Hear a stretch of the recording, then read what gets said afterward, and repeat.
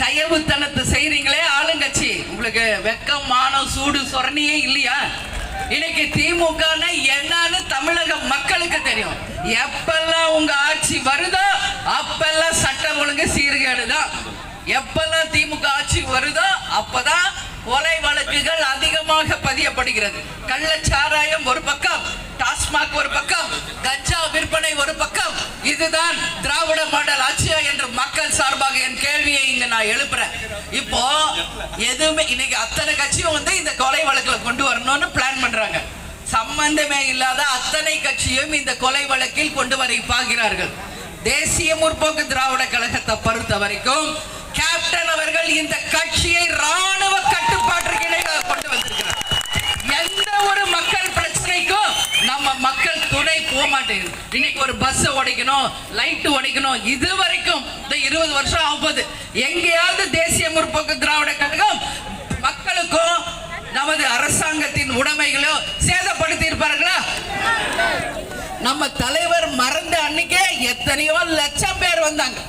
ஒரு சின்ன அசம்பாவிதம் எங்கேயாவது நடந்திருக்குமா? அப்படிதான் இந்த கட்சியை தலைவர் வழி நடத்தியிருக்கார், கொண்டு வந்திருக்கிறார். இன்னும் எத்தனை ஆண்டு காலம் ஆனாலும் தேசிய முற்போக்கு திராவிட கழகம் அப்படிதான் இருக்க போகுது. அப்படி இருக்கும் பொழுது நமது திருவள்ளூர் நகர செயலாளர் மணிகண்டனை எப்படி இந்த வழக்கில் நீங்க முன்னு கொண்டு வரீங்க? இதை நாங்கள் நிச்சயமாக தேசிய முற்போக்கு திராவிட கழகத்தின் சார்பாக வன்மையாக எங்களுடைய கண்டனத்தை தெரிவிக்கிறோம். கேட்டா விசாரணைக்கு கூட்டு போனோம், விசாரணையில எந்த ஒரு நிரூபணமும் ஆகாதனால அவரை வெளியே விட்டுட்டாங்க. இன்னைக்கு கொலை என்றாலே எந்த கட்சின்றது இந்த உலகத்துக்கு தெரியும். எதுக்கு தேமுதிக உள்ள கொண்டு வரீங்க? உங்களுக்கு உண்மையிலேயே தைரியம் இருந்தா அதை நிரூபிக்கணும். சும்மா இருக்கிற எல்லார் கட்சி மேலேயும் கொலை வழக்க போட்டு ஏதோ திமுக உத்தமர்கள் அப்படின்னு நிரூபிக்க பார்த்தீங்களா? மக்களுக்கு தெரியும் இங்க எந்த கட்சி உண்மை கட்சி, எந்த கட்சி மக்களுக்கான கட்சி என்பதை நிச்சயமாக அவங்களுக்கு தெரியும். இன்னைக்கு மின் கட்டண உயர்வு தமிழகம் முழுவதும் நிலை குலைய செய்திருக்கிறது.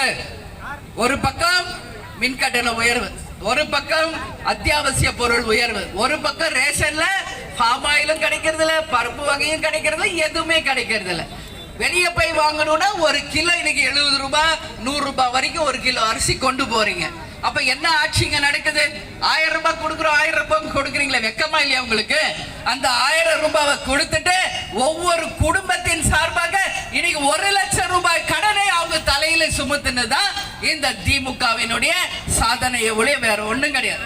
நீங்களாம் அம்மா 1000 ரூபாய் கிடைக்குதுன்னு யாரும் பெருமைப்பட்டுக்காதீங்க, சந்தோஷப்பட்டுக்காதீங்க.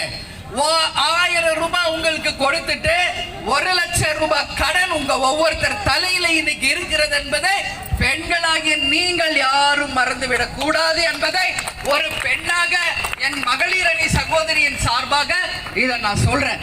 ஏன்னா சும்மா 1000 ரூபாய் கொடுக்குற 1000 ரூபாய் யாருக்கு காசு? அது உங்க அப்பா வீட்டு காசா இல்ல திமுகவுடைய அறக்கட்டளை காசா?